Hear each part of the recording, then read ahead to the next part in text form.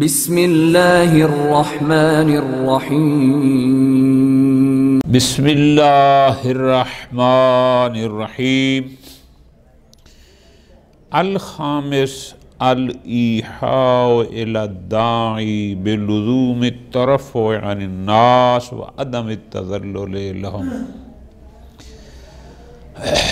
پانچویں چیز جو امام سجاد علیہ السلام کی دعاؤں میں نمایاں ہو کر سامنے آئی ہمارے، جو ہم نے سمجھی، وہ یہ ہے کہ یہ دعائیں ہمیں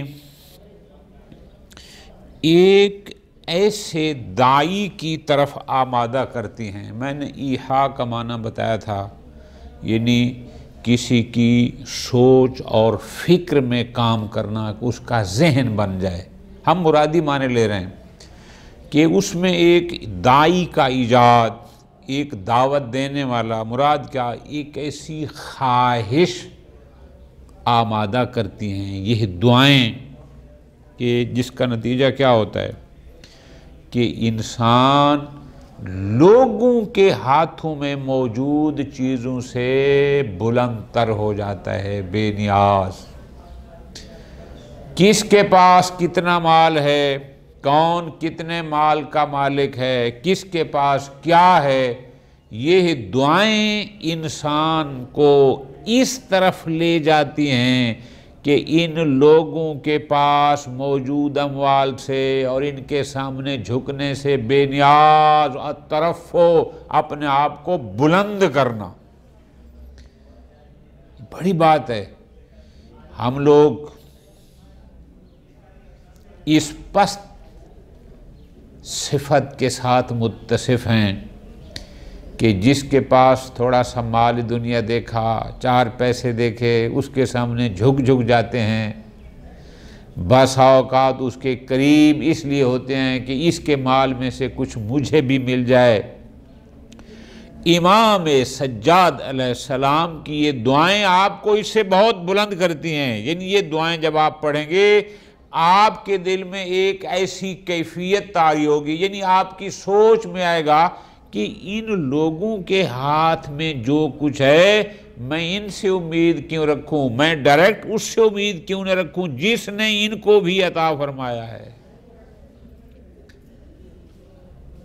لوگوں کے پاس جو کچھ ہے اس کو بھی کسی نے دیا، تو جس نے ان کو دیا ہے میں کیوں نہ اس سے امید رکھوں کہ وہی ذات اقدس مجھے بھی عطا فرمائے۔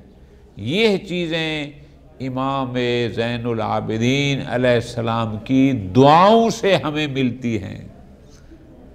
یعنی دیکھو نا، ہدایت امام یہ ہے کہ ہے دعا، لیکن امام ہماری فکری تربیت کر رہے ہیں، ہماری سوچ کو بلند کر رہے ہیں، ہمیں اعلیٰ افکار کی طرف لے کے جانا ہے کہ یہ چھوٹی چھوٹی سوچیں ختم کرو، اپنے فکر کو بلند کرو، اپنی پرواز فکری بلند رکھو، اپنی منزل مقام بلند رکھو۔ یہ چیزیں تمہارے منصب سے اور تمہارے مقام انسانیت سے بہت نیچے ہیں جو تم سمجھ رہے ہو کہ فلاں امیر کے ساتھ میں لگوں گا، فلاں مالدار کے ساتھ تو مجھے کچھ مل جائے گا، خوش آمد درآمد فلاں۔ نہ، یہ دعائیں آپ کو کسی اور طرف لے کے جاتی ہیں۔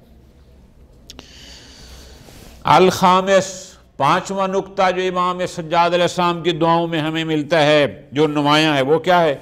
الایحاء الی الداعی، کہ یہ دعائیں ہمیں ایک ایسی داعی، یعنی ایسی، مرادی ترجمہ کرتے ہیں، ایک ایسی قوت فکری عطا کرتی ہیں، ہمارے اندر ایک ایسی طلب اور چاہت کو ایجاد کرتی ہیں، مضبوط کرتی ہیں۔ نتیجہ کیا ہوگا کہ بلزوم الترفع عن الناس، کہ تم اپنے آپ کو لوگوں سے، اور جو لوگوں کے اموال یعنی مال دنیا، یہ نہیں کہ لوگوں سے بیان نیاز ہونا مطلب ہے کسی بندے کو بندہ نہ سمجھے، کسی کی عزت نہ کرے، نا، یہ مراد نہیں ہے۔ یعنی لوگوں سے اپنے آپ کو بلند، مراد یہ ہے کہ ان کی دنیا کی بنیاد پر نہ، اپنے آپ کو بلند کرے، وَعَدَمِ التَّذَلُّلِ لَهُمْ، اور لوگوں کے سامنے اپنے آپ کو ذلیل و خوار نہ سمجھے، چھوٹا نہ سمجھے، اپنے آپ کو بلند کرے کہ میں انسان ہوں، مجھے اللہ نے انسان بنایا، مجھے اللہ نے آزاد خلق کیا، کیوں جھکتا ہے؟ امام علیہ السلام کی یہ دعائیں ہمارے اندر ایک کیفیت فکری پیدا کرتی ہیں، کیا؟ ان لا یضع حاجتہ عند احد غیر اللہ، کہ وہ اپنی کسی حاجت کو، اپنی کسی ضرورت کو کسی غیر خدا کے سامنے پیش نہ کرے، اپنی حاجات غیر اللہ کے سامنے نہ رکھے۔ یہ دعائیں ہماری فکری تربیت کرتی ہیں۔ کس بات کی؟ یہ دعائیں ہمیں یہ نکتہ سمجھاتی ہیں کہ ان الطمع بما فی اید الناس، کہ جو کچھ ان لوگوں کے ہاتھوں میں ہے، یعنی یہ جو مال دنیا لوگوں کے پاس ہے، اس میں لالچ رکھنا، من اخص ما یتصف بہ الانسان، انسان کی پسترین اور گھٹیا ترین صفات میں سے یہ صفت ہے لالچ، کہ لوگوں کے ہاتھوں میں مال دنیا میں طمع رکھنا، کہ جو کچھ لوگوں کے پاس ہے لالچ، کہ مجھے بھی مل جائے، مجھے مل جائے، یعنی لوگوں کے مال میں طمع رکھنا۔ آیت اللہ مظفر فرماتے ہیں کہ انسان کی جو خسیس اور پست صفات ہیں ان میں سے اخص کا لفظ استعمال کیا، یعنی پسترین صفت ہے کہ لوگوں کے ہاتھوں میں موجود اموال میں لالچ اور طمع کرنا۔ نہج البلاغہ میں امیر المومنین نے فرمایا تھا کہ لالچ ہمیشہ کی غلامی ہے۔ سبحان اللہ۔ مثل ما تقرأ فی الدعاء ل20، 20 نمبر دعا صحیفہ سجادیہ کی دعا نمبر 20، امام علیہ السلام یہ فرماتے ہیں،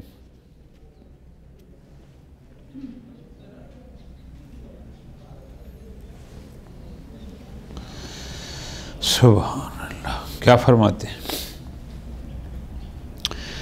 وَلَا تَفْتِنِّي بِالْإِسْتِعَانَةِ بِغَيْرِكَ اِذَا اضْطُرِرْتُ وَلَا بِالْخُضُوعِ لِسُؤَالِ غَيْرِكَ اِذَا افْتَقَرْتُ وَلَا بِالتَّضَرُّعِ إِلَى مَنْ دُونَكَ اِذَا رَحِبْتُ فَاسْتَحِقَّ بِذَلِكَ خِذْلَانَكَ وَمَنْعَكَ وَإِعْرَاضَكَ۔ دعا نمبر 20 فرماتے ہیں،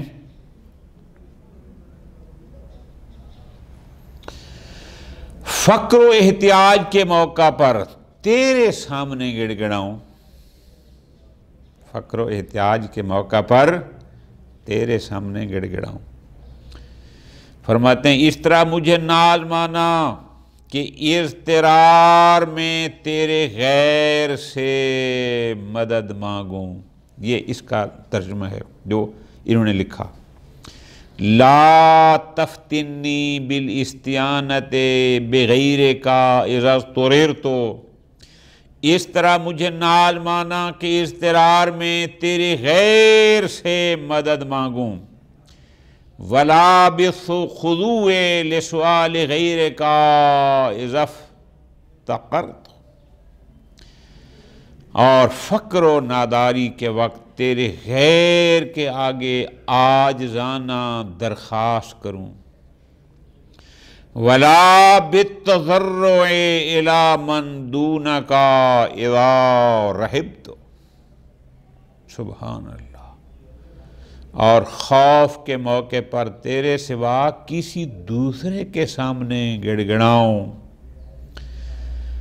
فَأَسْتَحِقَّ بِذَلِكَ خِذْلَانَكَ وَمَنْعَكَ وَإِعْرَاضَكَ، اور تیری طرف سے محرومی، ناکامی اور بے اعتنائی کا مستحق قرار پاؤں، یا ارحم الراحمین۔ یہ دیکھو الفاظ، دیکھو، یعنی انداز دعا کے ہے لیکن امام علیہ السلام ہماری یعنی امت کی فکری تربیت کر رہے ہیں کہ اپنے آپ کو بلند کرو، اپنے آپ کو اونچا کرو، کہ غیر خدا کے سامنے نہ گڑگڑاؤ، غیر کے سامنے نہ جھکو۔ جب تم اس سے مانگو گے، اس کے سامنے جھکو گے، تو پھر نتیجہ ہوگا اس کی عنایات سے محروم ہو جاؤ گے۔ مثل ان تقرأ فی الدعاء الثامن والعشرین، 28 نمبر دعا، اس میں ایک جملہ ہے، سبحان اللہ۔ 28 نمبر دعا میں امام زین العابدین علیہ السلام یوں فرما رہے ہیں، ذرا غور کرنا، اللہم انی اخلصت بانقطاعی الیک واقبلت بکلی علیک وصرفت وجہی عمن یحتاج الی رفدک وقلبت مسألتی عمن لم یستغنی عن فضلک ورأیت ان طلب المحتاج الی المحتاج سفہ من رأیہ وذلۃ من عقلہ۔ کیا حسین ترجمہ کیا علامہ مفتی جعفر حسین رحمۃ اللہ علیہ نے، فرماتے ہیں اے اللہ، میں پورے خلوص کے ساتھ دوسروں سے منہ موڑ کر تجھ سے لو لگائے ہوں، ہماتن تیری طرف متوجہ ہوں، یعنی اقبلت بکلی علیک، ہماتن تیری طرف متوجہ ہوں، اور اس شخص سے جو خود تیری عطا و بخشش کا محتاج ہے منہ پھیر لیا ہے، صرفت وجہی عمن یحتاج الی رفدک، اس شخص سے جو تیری عطا و بخشش کا محتاج ہے منہ پھیر لیا، اور اس شخص سے جو تیرے فضل و احسان سے بے نیاز نہیں ہے، قلبت مسألتی عمن لم یستغنی عن فضلک، اور اس شخص سے جو تیرے فضل و احسان سے بے نیاز نہیں ہے، سوال کا رخ موڑ لیا ہے،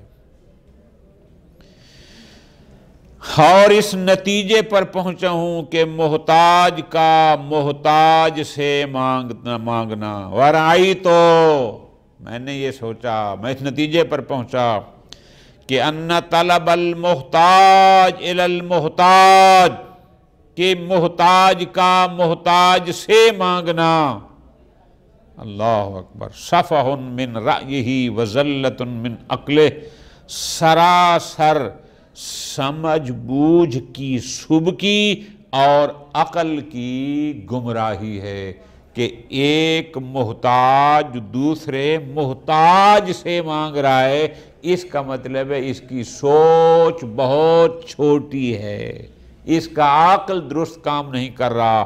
محتاج اس سے مانگے جو کسی کا محتاج نہ ہو، دوسرے محتاج سے مانگ رہا ہے۔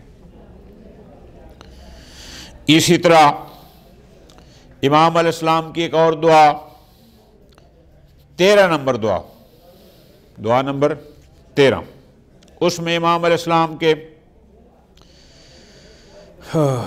سبحان اللہ،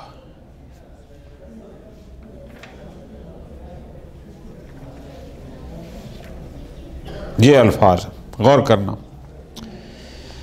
دعا کے الفاظ غور کرنا۔ امام علیہ السلام فرماتے ہیں فَمَنْ حَاوَلَ سَدَّ خَلَّتِهِ مِنْ عِنْدِكَ وَرَامَ صَرْفَ الْفَقْرِ عَنْ نَفْسِهِ بِكَ فَقَدْ طَلَبَ حَاجَتَهُ فِي مَوَانِّهَا وَأَتَى طَالِبَتَهُ مِنْ وَجْهِهَا۔ سبحان اللہ، من حاول سد خلته من عندها، جس نے اپنے افلاس کے رفع کرنے کے لیے تیرا ارادہ کیا اور اپنی احتیاج دور کرنے کے لیے تیرا قصد کیا. سبحان اللہ. رام صرف الفقر عن نفسہ بکا، تیرا قصد کیا. فقط طلب حاجتہ فی مضانہا، اس نے اپنی حاجت کو اس کے محل و مقام سے طلب کیا. کیوں؟ تجھ سے ہی مانگنا بنتا تھا اور اس نے تجھ سے ہی مانگا. وَعَطَا طَلِبَتَهُ مِنْ وَجْهَا، اور اپنے مقصد تک پہنچنے کا صحیح راستہ اختیار کیا.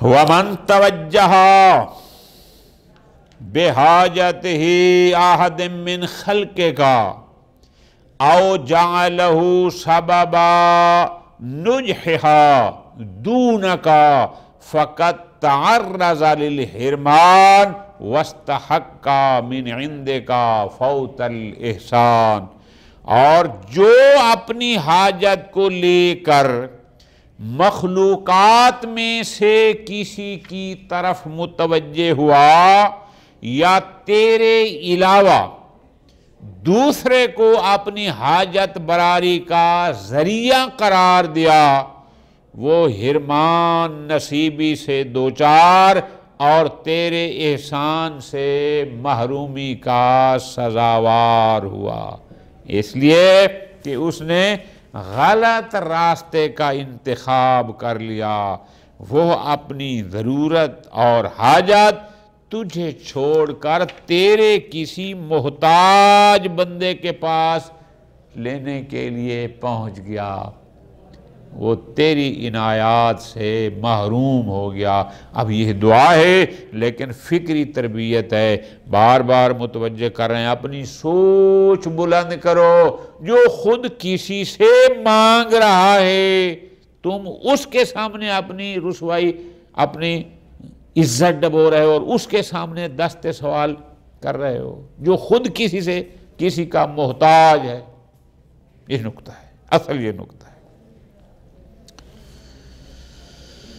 السادس، چھٹی چیز جو امام علیہ السلام کی ان دعاؤں سے ہمارے سامنے آئی ہے وہ کیا ہے؟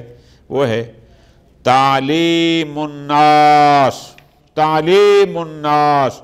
وجوب مراعات حقوق الآخرین.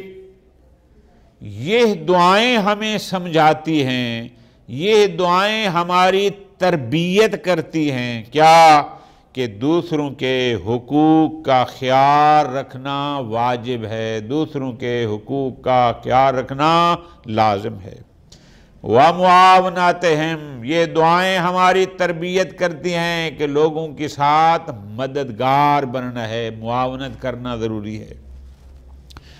وَالشَّفَقَةِ وَالرَّأْفَةِ مِنْ بَعْضِهِمْ لِبَعْضٍ، شفقت کے انداز میں، محبت کے انداز میں ایک کا دوسرے کے ساتھ شفیق اور پیار و محبت کا انداز ہونا ہے. یہ دعائیں ہمیں سمجھاتی ہیں. وَالْإِيثَارِ فِي مَا بَيْنَهُمْ، لوگوں میں رہ کر جانثاری سے کام لینا ہے، دوسرے کو اپنے اوپر ترجیح دینی ہے، اس کی ضروریات کا خیال رکھنا ہے. کیوں؟ تحقیقاً لمعنی الاخوۃ الاسلامیہ، تاکہ اخوت اسلامی کنفرم ہو جائے. وہ جو ہمارا جس کو ہم کہتے ہیں نا کہ مسلمان کا بھائی ہے، یہ اخوت اسلامی کنفرم محقق ہو جائے، یقینی ہو جائے. امام علیہ السلام فی الدعاء 38 38 نمبر دعا ذرا غور فرمانا. 38 نمبر دعا میں امام علیہ السلام کے الفاظ ذرا غور فرمانا. ہم کیا فرماتے ہیں؟ اللہم انی اعتذر الیک من مظلوم ظلم بحضرتہ فلم انصرہ. بار الہ، میں اس مظلوم کی نسبت جس پر میرے سامنے ظلم کیا گیا ہو اور میں نے اس کی مدد نہ کی ہو۔ وَمِن مَّعْرُوفٍ اُسْدِیَ إِلَیَّ فَلَمْ أَشْکُرْهُ، اور میرے ساتھ کوئی نیکی کی گئی ہو اور میں نے اس کا شکریہ ادا نہ کیا ہو۔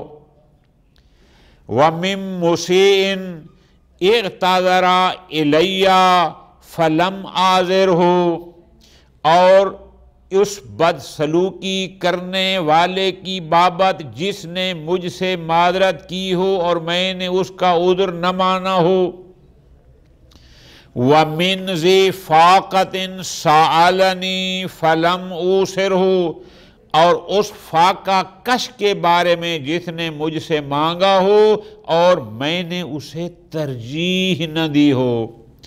وَمِن حَقِّ ذِی حَقٍّ لَازِمَنِی لِمُؤْمِنٍ فَلَمْ أُوَفِّرْهُ، اور اس حقدار مومن کے حق کے متعلق جو میرے ذمہ ہو اور میں نے ادا نہ کیا ہو۔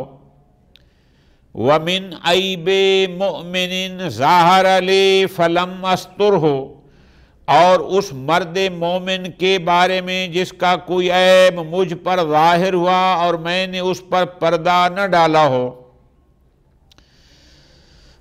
وَمِنْ كُلِّ اسْمٍ عَرَضَ لِی فَلَمْ أَحْجُرْهُ، آگے دوبارہ ہے ان سب کے بارے میں تجھ سے، پہلا جملہ تھا انی اعتذر، میں تجھ سے عذر خواہ ہوں، معافی کا طلبگار ہوں۔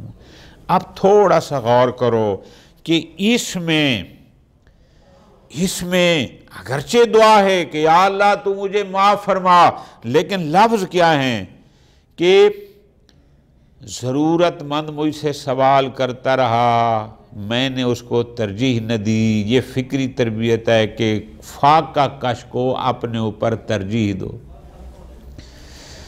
وہ مجھ سے معذرت کرتا رہا اور میں نے اس کی معذرت قبول نہ کی، فکری تربیت ہے۔ اب میں اللہ سے معافی مانگ رہا ہوں، اس کا مطلب ہے مجھے معذرت طلب کرنے والے کی معذرت کو قبول کرنا چاہیے تھا، میں نے نہیں کی، میں نے غلط کیا، تو اس سے عذر چاہتا ہوں۔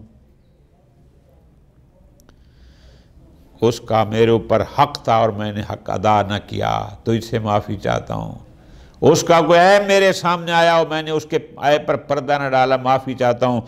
فرماتے ہیں ان ھذا الاعتذار، یہ جو عذر خواہی ہے، یہ جو اللہ کی بارگاہ میں آپ معافی مانگ رہے ہیں، اس انداز میں جو امام نے ہمیں تعلیم دی ہے، من ابدع ما ينبہ النفس الى ما ينبغی عملہ من هذه الاخلاق الالہیۃ العالیہ، یہ ایک بہترین پرکشش انداز، ایک جدید انداز ہے کہ جو انسان کے نفس کو متوجہ کرتا ہے کہ اس کو ان اخلاق الہیہ میں سے کیا کرنا چاہیے۔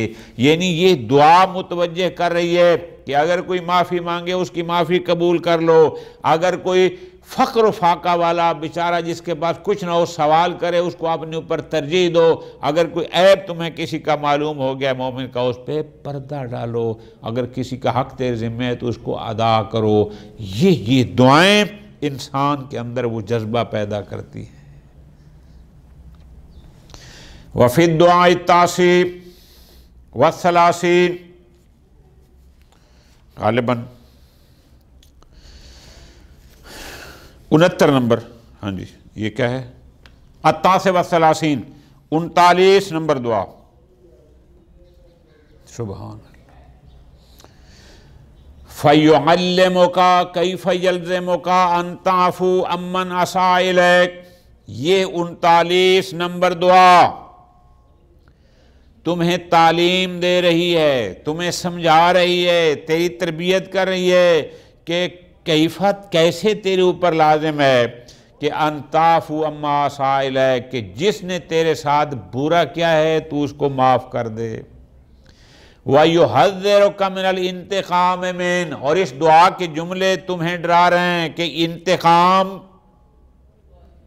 انتقام سے بچا رہی ہے، خبردار اس نے تیرے ساتھ غلط کیا ہے، اب تو انتقامی کاروائی نہ کرنا، بدلہ نہ لینا۔ وَيَسْمُو بِنَفْسِكَ إِلَىٰ مَقَامِ الْقُدِّسِينَ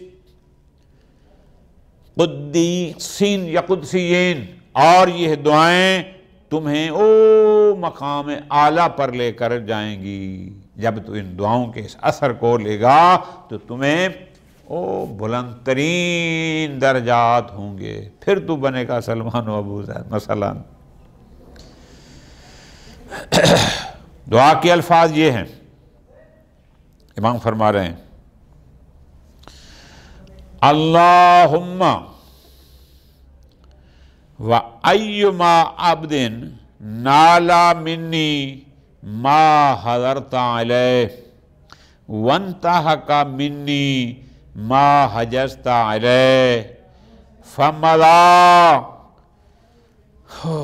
فَمَضَى بِظُلَامَتِي مَيِّتًا وَحَصَلَتْ لِي قِبَلَهُ حَيًّا فَاغْفِرْ لَهُ ما علم به منا واعفو له اما ادبر به انی ولا تقفه على مرتقب فیا ولا تکشفه عما اکتسب بی واجعل ما سمحت به من العفو عنهم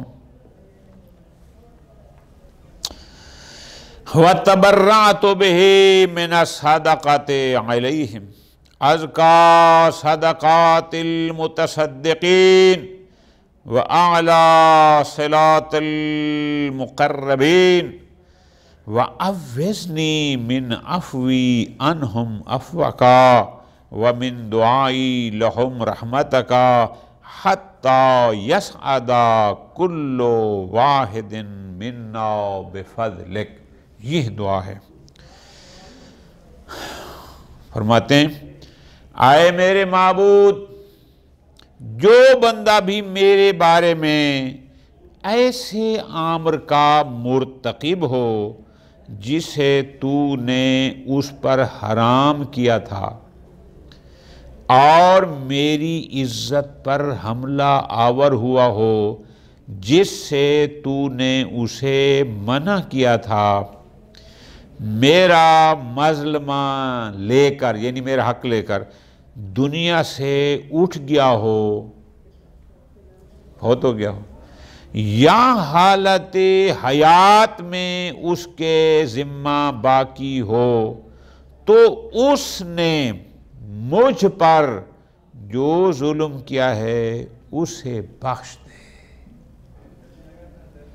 اور میرا جو حق لے کر چلا گیا ہے اسے معاف کر دے، اور میری نسبت جس امر کا مرتکب ہوا اس پر اسے سرزنش نہ کر، اور مجھے آزردہ کرنے کے باعث اسے رسوا نہ فرما، اور جس عفو و درگزر کی میں نے ان کے لیے کوشش کی ہے اور جس کرم و بخشش کو میں نے ان کے لیے روا رکھا ہے اسے صدقہ کرنے والوں کے صدقہ سے پاکیزہ تر اور تقرب چاہنے والوں کے عطیوں سے بلند تر قرار دے، اور اس عفو و درگزر کے عوض تو مجھ سے درگزر کر، اور میں نے ان کو معاف کیا ہے تو مجھے معاف کر، اور ان کے لیے دعا کرنے کے صلہ میں مجھے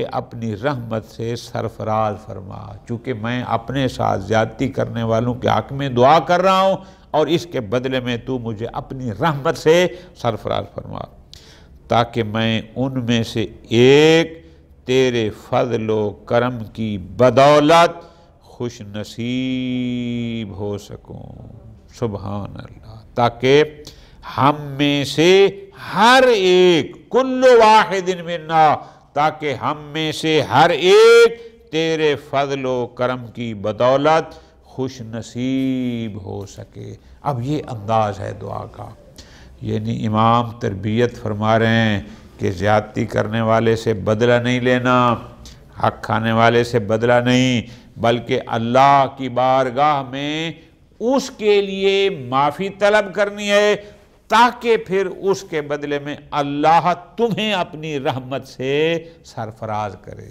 فرماتے ہیں وَمَا أَبْدَى هَذِهِ الْفَقْرَةُ الْأَخِيرَةُ، یہ جو آخری جملے ہیں کہ میں نے جو ان کو معاف کیا بدلے میں تو مجھے معاف کر، میں نے جو ان کے حق میں دعا کی اس کے بدلے میں تو مجھے اپنی رحمت سے سرفراز کر، تاکہ ہم میں سے ہر ایک تیری فضل کو پا سکے۔ فرماتے ہیں وَمَا أَجْمَلُ وَقْعِهَا فِي النُّفُوسِ الْخَيْرَةِ، اور یہ جملہ پاکیزہ نفوس میں کتنا اچھا اثر ڈالنے والے ہیں، لِتَنبِيهِهَا، تاکہ وہ نفس کو متوجہ کر سکیں یا نفوس کو، عَلَى لُزُومِ سلامت النیت مع جمیع الناس، کہ بھائی تمہارے اوپر ضروری ہے کیا، ہر ایک کے لیے اپنی نیت کو صاف رکھو، سلامت صحیح نیت رکھو، وَطَلَبِ السَّعَادَةِ لِكُلِّ أَحَدٍ، ہر ایک کے لیے اچھائی کی خواہش رکھو، طلب رکھو، حَتَّى مَنْ يَظْلِمُهُ وَيَعْتَدِي، حتیٰ کہ اس کے لیے بھی یہی جو اس تمہارے اوپر ظلم کرتا ہے، تعدی کرتا ہے، اس کے لیے بھی یہی۔ وَمِثْلُ هَذَا كَثِيرٌ فِي الْأَدْعِيَةِ السَّجَّادِيَّةِ، یہ تو ہم نے 5-6 فقط نمونے پیش کیے ہیں، اور جتنی بھی دعائیں ہیں اس قسم کی بہت ساری مثالیں ہیں۔ وَمَا أَكْثَرَ مَا فِيهَا مِنْ هَذَا النَّوْعِ مِنَ التَّعَالِيمِ السَّمَاوِيَّةِ الْمُحَذِّبَةِ لِلنُّفُوسِ الْبَشَرِ، ایسی بہت سارے نقاط ہیں، ایسے بہت سارے الفاظ ہیں، ایسے بہت سارے طریقے ہیں کہ جو ان تعلیمات سماویہ سے انسانی نفوس کی تہذیب کرتے ہیں، تربیت کرتے ہیں، لیکن آخر میں فرماتے ہیں لَوْ كَانُوا يَهْتَدُونَ، اگر بندے اس سے ہدایت لینے والے ہوں تو یہ اس کے لیے بہت بڑی ہدایت ہیں۔ وصلی اللہ علی محمد وعلی محمد۔